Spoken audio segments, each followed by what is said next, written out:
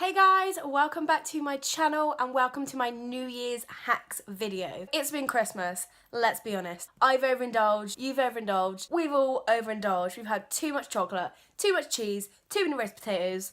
I'm just being honest with you here. No regrets. So, in this video, I wanted to give you my top tips, tricks, hacks, things you can do in the new year to feel the best you possibly can to get you back on track, ready for 2018, so you can start it the best way possible and not fall off the bandwagon.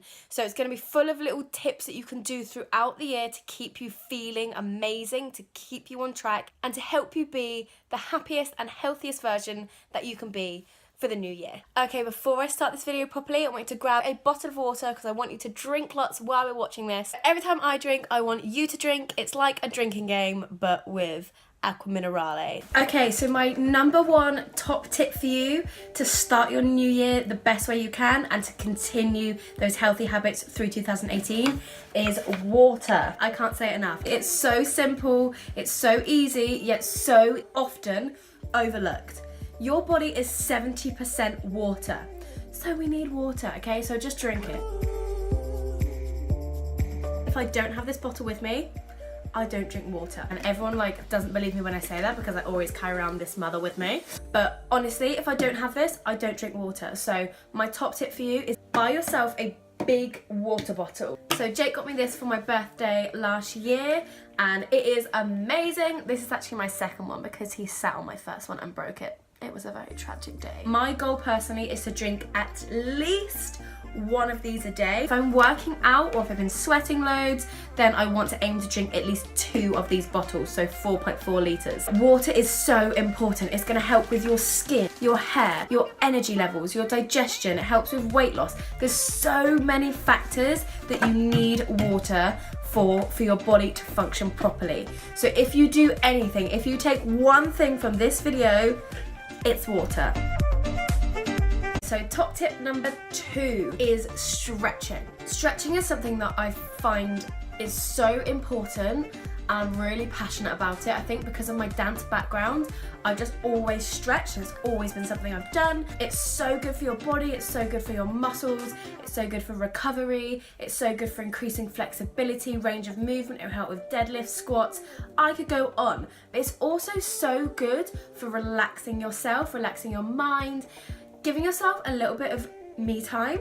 And also it's really good for digestion. Because it's after Christmas and we're all probably very bloated, I know I am. These next stretches that I'm going to show you are really, really good to do in the morning and in the evening to help you with digestion, to help you feel less bloated. These stretches are also really good to do throughout the day to help you re-energize yourself, lift yourself up a little bit, and just give you a bit of an energy boost to help you through the rest of your day, especially if you've had an early morning. I hate mornings, oh my goodness. But if you've had an early start or if you sit down a lot of the day, it's really good to get up, get your booty up and do some of these stretches because they'll get your circulation going, they'll boost your energy levels and wake you up a little bit so you can carry on for the rest of the day feeling refreshed.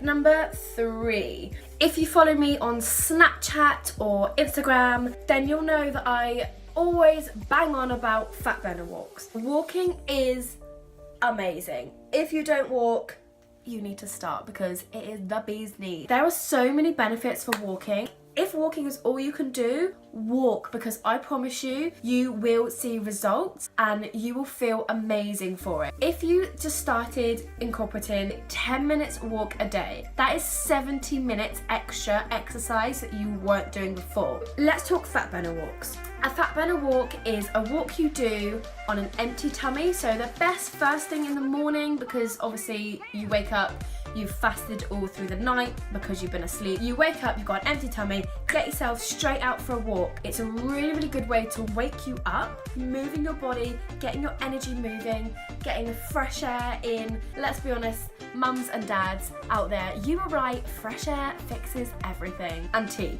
If you're British, tea fixes everything as well. Go for a walk in the morning. It's really good for moving your energy, getting your steps up. I live by my Fitbit, seriously. I always aim for 10,000 steps a day. For me, that's a good goal because I do actually have a desk job when I'm not teaching classes or training clients. So it's really good motivation for me to get my steps up, get my body moving. The reason you do it on an empty tummy is because then your body will use the fat as energy rather than the food that you've given it. Never ever do high intensity workouts like HIIT or weightlifting or running on an empty tummy. That's what I think personally. There's lots of research for various studies, various opinions, but personally I believe that you shouldn't work out or do any high intensity workouts on an empty tummy, because then your body is gonna utilize your muscle instead of the fat or the food that you're giving it. For a fat burner walk, empty tummy, so your body is using your fat storages. If you can't get out first thing in the morning, if you've got kids or you start work really early, that's cool. You can still have the same effect of a fat burner walk 3 hours after you've eaten. So optimal time for a fat burner walk is 25 minutes plus. If, however, you only have 10 minutes a day to go for a walk, go for a damn walk. I don't want anyone to ever think, oh, I've only got 10 minutes, it's not worth doing anything. It is always worth doing something, okay? Anything is better than nothing. Even if you can only go for a walk around your block, which takes like 5 minutes, that is 100% better than sitting on the sofa doing nothing. Tip number 4. So I'm going to go ahead and guess that most of you have not been to the gym over the Christmas period. Neither have I. I've been a couple of times, but only for walks on the treadmill. I haven't done a proper workout for, I don't even know how long. Definitely at least a week. So don't rush back to the gym and smash out a hardcore workout, because your body is going to go into shock and be very, very surprised at what you're doing to it.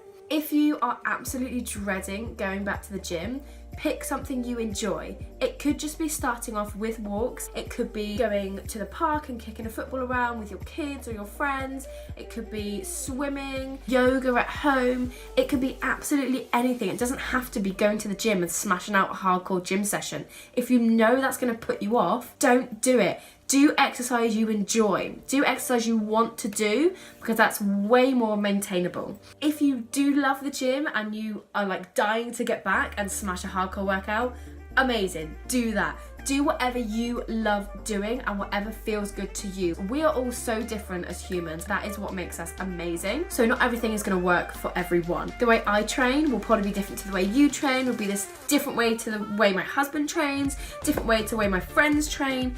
Everyone trains so differently, but they just have to do what works for them. Top tip number 5. Make sure that you 100% restrict all your food. Don't indulge in anything you like. Cut out all sugar, cut out all chocolate. Make sure that you don't eat anything that you enjoy. I hope you're sensing the sarcastic tone, because this is the worst advice ever. Do not do this. It's just totally unrealistic to say to yourself, cut out a certain food group. Do not cut out carbs. Do not cut out all of the sweet treats that you enjoy, because it's just not realistic. I want you to adopt a balanced diet that you can enjoy, and you can enjoy cake at a birthday party or a drink at a celebration. Like, absolutely enjoy those, but just be sensible, especially whilst you're trying to get back on track in the new year, because by now, if you're anything like me, you have probably got yourself addicted to sugar and chocolate, because I've just had so much of it. My body is just used to having it and it's expecting it now. So you're gonna have to kind of like literally wean yourself off it, and whether for you that works best to go completely cold turkey or to just kind of wean yourself down slowly. But for me, I will need to get rid of all the chocolate from my house, because if it's in my house, I will eat it. I'm probably going to make my husband eat most of it. But just remember that food is there to be enjoyed. So yes, enjoy a treat, but just remember, while you're trying to get back on track, and especially cutting down on sugar, you might get like withdrawal symptoms. So you might get headaches, you might feel a little bit sicky, really tired. That's fine. That might take like a week or 10 days to kind of get through, and then you'll be back to normal. Just try and balance it out and still enjoy some good food, but also just rein it back in a little bit so you feel a lot better. I do not regret eating any of the food I had over Christmas, but I feel so rubbish for it. I feel so tired, my skin feels horrible, I'm not sleeping well, I feel so bloated, I feel like puffy, like around my face, around my eyes, so I just don't feel good for having it all.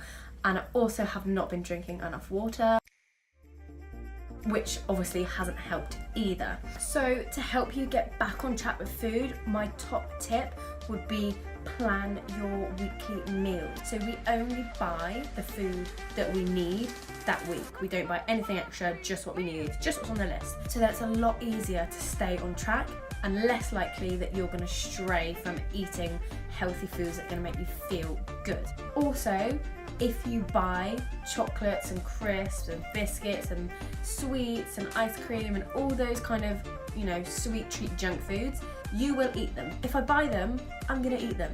So I just don't buy them. Literally revelation, like, oh my goodness, I know. But it's so simple, but people just don't do it. They still buy it and then they wonder why they keep eating it. Because it's there, so stop buying all the junk food and you'll stop eating it. A lot of people will say, oh, but I have kids and, you know, they want it. If you don't want to eat it, why do you want to give it to your children? Just food for thought. Do a weekly meal plan and write a food shop list for exactly the ingredients you need, and don't buy junk food. If it's not in the house, you can't eat it.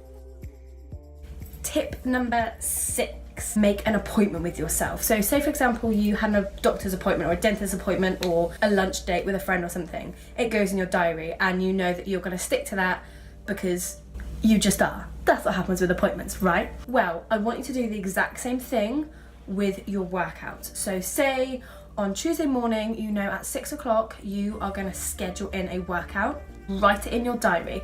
Hold yourself accountable because it makes you less likely to bail. Another really good tip, find a gym buddy, find a workout buddy, find someone to do it with you. You don't want to let your friend down because you're, again, less likely to bail on someone else. So it's just giving yourself less reasons to not go and work out. Working out and moving your body and exercising and making yourself feel good should be such a priority for you, for your health and for your general well-being. So schedule it in like it is something important, because guess what? It is something important. So make sure you schedule it in like you would anything else. Get your diary, write it in there and stick to it. Thanks for watching, guys. I hope you enjoyed it. I hope you find this video really helpful. I really hope that you do take some of these healthy habits on board and you apply them consistently to your everyday life, and hopefully it helps you start your 2018 off the best way possible. P.S. Don't forget to subscribe to my channel so you don't miss any of my fun content, and have a really fun, safe New Year's, and see you in 2018.